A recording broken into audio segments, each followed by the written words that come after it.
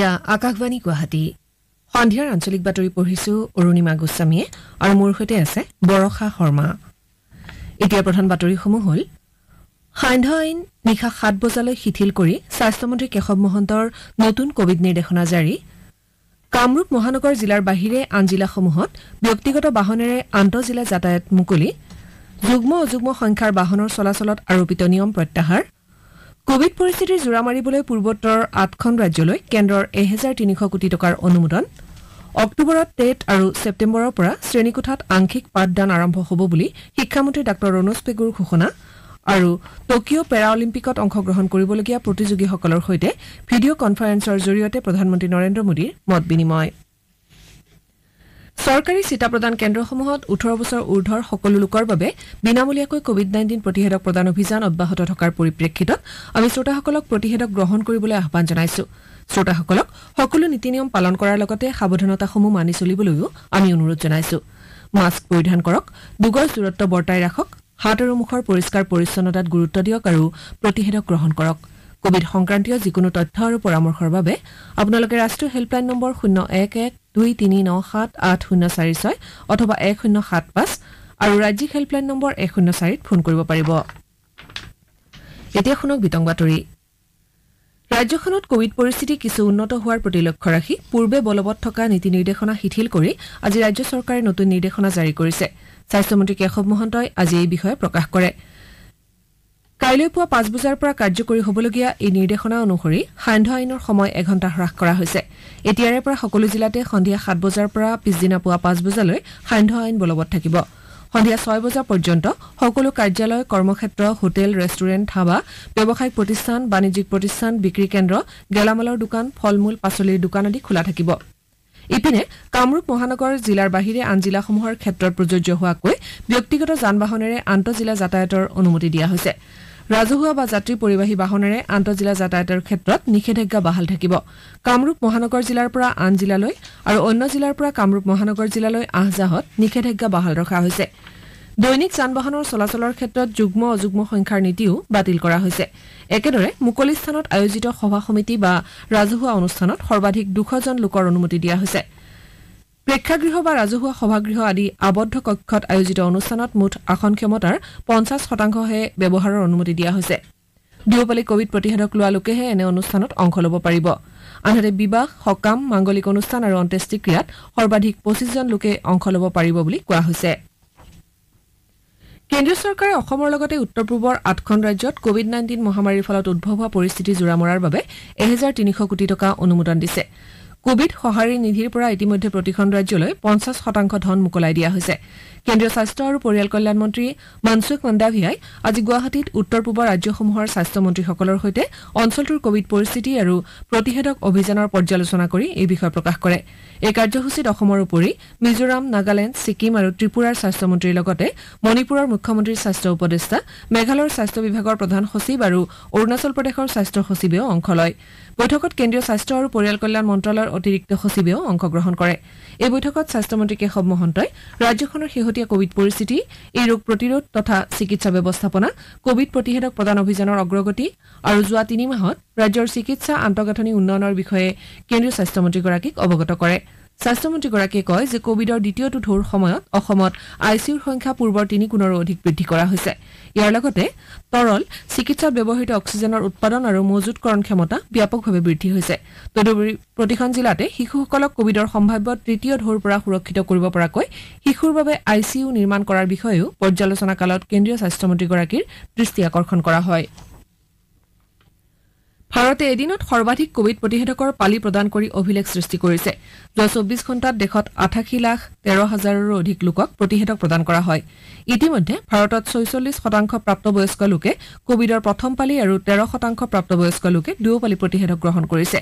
কেন্দ্ৰীয় স্বাস্থ্য মন্ত্ৰালয়ে কৈছে যে বৰ্তমানলৈকে ৰাজ্য আৰু কেন্দ্ৰীয় শাসিত অঞ্চলসমূহলৈ কোভিড প্ৰতিষেধকৰ 56,81,00,000ৰো অধিক পালি যোগান ধৰা হৈছে। মন্ত্ৰালয়ে লগতে ৰাজ্য আৰু কেন্দ্ৰীয় শাসিত অঞ্চলসমূহলৈ যোগান ধৰিবলৈ আৰু 1,09,32,000ৰো অধিক পালি প্ৰতিষেধক সাজু ৰখা হৈছে বুলিও জানিবলৈ দিয়ে। ৰাজ্য আৰু কেন্দ্ৰীয় শাসিত অঞ্চলসমূহৰ ওচৰত এতিয়াও 2,25,00,000ৰো অধিক পালি প্ৰতিষেধক মজুত আছে।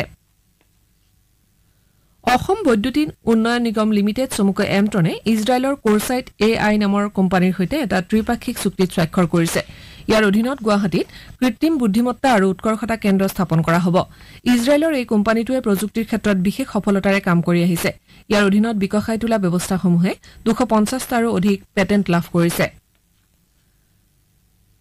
তথ্য আৰু জনসংযোগ বিভাগৰ সাংবাদিকৰ চিকিৎসা কল্যাণ আঁচনিৰ অধীনত এইবাৰ 8 গৰাকী সাংবাদিকলৈ আৰ্থিক সাহায্য প্ৰদানৰ ব্যৱস্থা কৰা হৈছে এই আঁচনিৰ বাবে আবেদন কৰা সাংবাদিকসকলৰ মাজৰ পৰা নিৰ্বাচিত সাংবাদিকগৰাকী হৈছে ধীৰাজ কুমাৰ দাস গীতাৰ্থ পাঠক লক্ষ্যজিৎ গোহাঁই সুভাষ কাকতি উৎপল বৰুৱা জিতেন গগৈ মনোৰঞ্জন বৰী আৰু আজাদ হুছেইন মণ্ডল তথ্য আৰু জনসংযোগ বিভাগৰ সচিব নীৰা গগৈ সোণোৱাল আৰু সঞ্চালক অনুপম চৌধুৰীৰ লগতে নিৰ্বাচনী সমিতিৰ সদস্যসকলৰ উপস্থিতিত এই সাংবাদিকগৰাকীক বাছনি কৰা হয় কংগ্ৰেছ দলৰ পৰা পদত্যাগ কৰি তৃণমূল কংগ্ৰেছৰ সদস্য পদ গ্ৰহণ কৰা সুস্মিতা দেৱে আজি দলৰ নেত্ৰী মমতা বেনাৰ্জীৰ কাৰ্যপন্থাৰ প্ৰতি আকৃষ্ট হৈ দলটোত যোগ দিয়া বুলি প্ৰকাশ কৰিছে দলৰ সদস্য পদ গ্ৰহণ কৰাৰ পাছত প্ৰথমবাৰৰ বাবে সংবাদ মাধ্যমক সম্বোধন কৰি নেত্ৰীগৰাকীয়ে কয় যে তেওঁ এই দলটোৰ সাংগঠনিক স্থিতি শক্তিশালী কৰাৰ বাবে কাম কৰিবলৈ আগ্ৰহী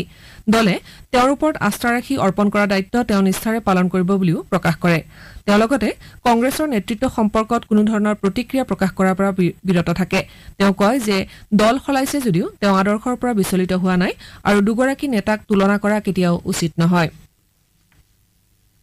ৰাজ্যিক বিজেপিৰ সভাপতি তথা ৰঙিয়া সমষ্টিৰ বিধায়ক ভৱেশ কলিতাই আজি ৰঙিয়াত 50 গৰাকী লোকৰ মাজত মুখ্যমন্ত্ৰী সাহায্য পুঁজিৰ 10 লাখ টকাৰ চেক বিতৰণ কৰে চিকিৎসা সাহায্যৰ বাবদ এই ব্যক্তিসকলক মুখ্যমন্ত্ৰীৰ সাহায্য পুঁজিৰ ধন দিয়া হৈছে অনুষ্ঠানত মঙলদৈ সমষ্টিৰ বিধায়ক দিলীপ শইকীয়াও উপস্থিত আছিল আনহাতে বিধায়ক কলিতাই আজি ৰঙিয়া আঞ্চলিক পঞ্চায়তৰ বিপণন কেন্দ্ৰটোৰ নিৰ্মাণ কাৰ্যৰো শুভাৰম্ভ কৰে পঞ্চদশ বিত্তীয় আয়োগৰ 25,30,400 টকাৰ অনুদানেৰে এই কেন্দ্ৰটো নিৰ্মাণ কৰা হৈছে শ্ৰোতাসকলে সন্ধিয়াৰ আঞ্চলিক বাতৰি শুনিছে আকাশবাণী গুৱাহাটী কেন্দ্ৰৰ পৰা আপোনালোকে এই বাতৰি আমাৰ YouTube channel air news Guwahati অথবা নিউজ অন AIR এপ যোগে শুনিব পাৰিব পৰৱৰ্তী বাতৰি শুনক বৰষা শৰ্মাৰ পৰা অহা অক্টোবৰ মাহত ৰাজ্যত টেট অনুষ্ঠিত হ'ব শিক্ষামন্ত্ৰী ডাক্তৰ ৰণোজ পেগুৱে আজি এখন সংবাদ মেলত এই কথা সদৰি কৰে মন্ত্ৰীগৰাকীয়ে জনোৱা মতে নিযুক্তি প্ৰক্ৰিয়াৰ সমানে টেট অনুষ্ঠিত হ'ব এই সন্দৰ্ভত অচিৰে বিজ্ঞাপন প্ৰকাশ কৰা হ'ব মন্ত্ৰীগৰাকীয়ে লগতে জনায় যে প্ৰাথমিক আৰু উচ্চ মাধ্যমিক পৰ্যায়ৰ টেটত বিএড আৰু ডিএলএড পৰীক্ষাৰ প্ৰৱেশ পত্ৰ লাভ কৰা পৰীক্ষাৰ্থীসকলে অৱতীৰ্ণ হ'ব পাৰিব মন্ত্ৰীগৰাকীয়ে লগতে জনায় যে ৰাজ্যত উচ্চ শিক্ষাৰ আসন 25% বৃদ্ধি কৰা হ'ব মুকলি প্ৰতিযোগিতাৰ জৰিয়তে নামভৰ্তি কৰা হ'ব আসনৰ নাটনিৰ সমস্যা জোৰা মাৰিবলৈ একাদশ শ্ৰেণী আৰম্ভ কৰিব বিচৰা ব্যক্তিগত খণ্ডৰ বিদ্যালয়ক চৰকাৰে অনুমতি প্ৰদান কৰিব কোভিড পৰিস্থিতিৰ পৰিপ্ৰেক্ষিতত বন্ধ হৈ থকা স্কুলসমূহ খোলাৰ বিষয়েও চৰকাৰে সক্ৰিয়ভাৱে চিন্তা কৰি থকা বুলি মন্ত্ৰীগৰাকীয়ে জানিবলৈ দিয়ে ছেপ্টেম্বৰৰ পৰা দশম দ্বাদশ আৰু স্নাতক চূড়ান্ত বৰ্ষৰ শ্ৰেণীকোঠাৰ পাঠদান আৰম্ভ হ'ব বুলি তেওঁ মন্তব্য কৰে শিক্ষামন্ত্ৰীয়ে জনোৱা মতে অহা 20 আগষ্টত চৰকাৰৰ 100 দিন সম্পূৰ্ণ হোৱা উপলক্ষে শ্ৰীমন্ত শংকৰদেৱ কলাক্ষেত্ৰত আয়োজিত এটা অনুষ্ঠানত উচ্চ শিক্ষাৰ 113 গৰাকী শিক্ষক আৰু 427 গৰাকী শিক্ষক কৰ্মচাৰীক অনুকম্পামূলক নিযুক্তি দিয়া হ'ব উচ্চ মাধ্যমিক শিক্ষান্ত পৰীক্ষাৰ ফলাফল ঘোষণাৰ পাছত উচ্চ মাধ্যমিকত আসনৰ সমস্যা হোৱা বুলি মন্ত্ৰীগৰাকীয়ে স্বীকাৰ কৰে ইয়াৰ বাবে গ্ৰামাঞ্চলত উচ্চতৰ মাধ্যমিক শ্ৰেণীৰ আসনৰ ক্ষেত্ৰত সেৱাৰ শিক্ষাৰ্থীৰ বাবে 75% আসন সংৰক্ষিত হ'ব বুলি তেওঁ জনায় আনহাতে চহৰৰ শিক্ষানুষ্ঠানসমূহত প্ৰতিযোগিতামূলক ভিত্তিতে নামভৰ্তি হ'ব বুলি মন্ত্ৰীগৰাকীয়ে স্পষ্ট কৰি দিয়ে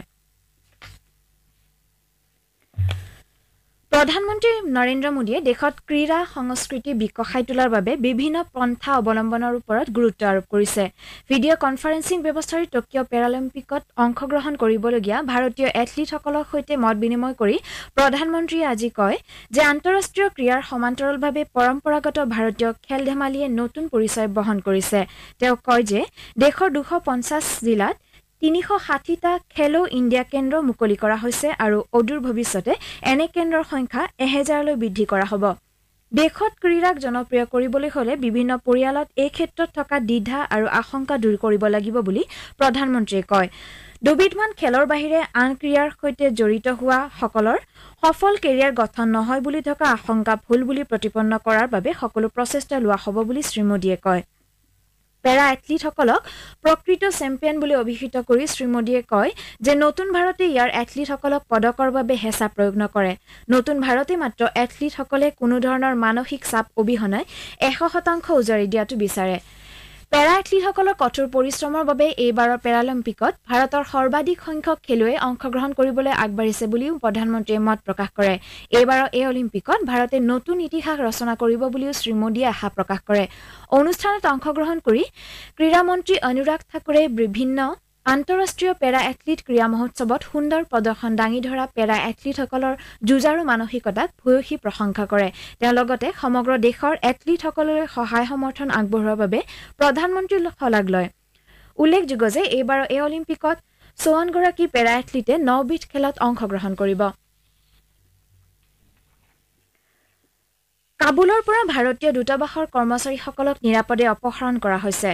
কিছু সময় পূৰ্বে তেওঁলোকক কঢ়িয়াই অনা বিশেষ বিমানখনে দিল্লী বিমানবন্দৰত অৱতৰণ কৰিছে উল্লেখযোগ্য যে তালিবানে ক্ষমতা দখল কৰা আফগানিস্তানৰ পৰিস্থিতিৰ দ্ৰুত অৱনতি ঘটাৰ আশংকা কৰি ভাৰত চৰকাৰে তৎকালীনভাৱে এই ব্যৱস্থা গ্ৰহণ কৰিছে বিদেশ মন্ত্ৰালয় সূত্ৰই জনোৱা মতে ভাৰতে আফগানিস্তানৰ পৰিস্থিতিৰ ওপৰত চোকা দৃষ্টি ৰাখিছে দেশখনত আবদ্ধ হৈ পৰা শিখ আৰু হিন্দু ধৰ্মীয়সকলৰ অপহৰণৰ বাবে ভাৰতে বিশেষ বিমানৰ ব্যৱস্থা কৰাৰ বিষয়েও সক্ৰিয়ভাৱে চিন্তা কৰিছে